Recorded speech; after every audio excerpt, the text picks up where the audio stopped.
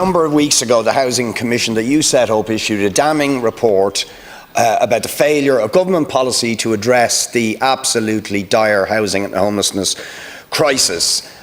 We have been since then asking for a debate on that report, and we were led to understand last week that such a debate would take place, and yet it is not on the schedule for this week. Now, given the absolute anger and despair that is being expressed by hundreds of thousands of families affected by this housing crisis, particularly in the teeth of election, it looks as if the government doesn't want this debate in advance of the local elections because it is so damning.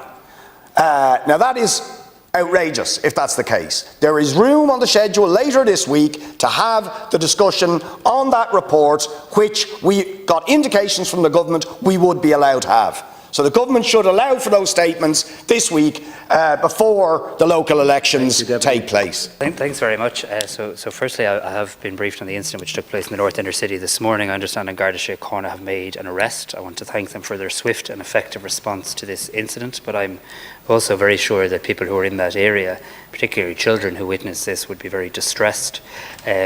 Thankfully, nobody came to physical harm, which I know we all welcome, but I understand that Garda Síochána have maintained ongoing patrols in the area, including at both opening and closing times for educational facilities. And of course, I call on any witnesses or people with dashcam footage to come forward to the Gardaí, but there has been an arrest made in relation to the City Centre Task Force that has been established. It's due to report back in July. The Chair, David McRedmond, the CEO of An Post, has been appointed to chair that, and I'm sure it can engage with interested public representatives in this House. In relation to ethics in public office, very happy to have a debate in relation to that. We'll get an update from Minister Donoghue in relation to any legislative proposals in regards to that, and Cabinet today agreed to a series of amendments, several hundred amendments to the planning bill that will be coming back to this House, I think, on the 11th of June. One of them is very much in relation to that issue of spurious objections, or indeed seeking money from developers to withdraw an objection, which is never an acceptable situation in any manner or mean. In relation to climate targets, very happy to, the Business Committee can seek how best to do this. There's always lots of requests for lots of important debates. Very happy to have a debate in relation to this. Of course, the EPA figures today don't, and they'll acknowledge this, fully factor in or model in yet a number of initiatives, including our biomethane strategy approved at government today, including, well, that's what they say, Deputy, and also a number of other initiatives, including traffic plans around our city. There is a demanding agenda in relation to climate, but very happy to have discussion because there are reasons to be very positive.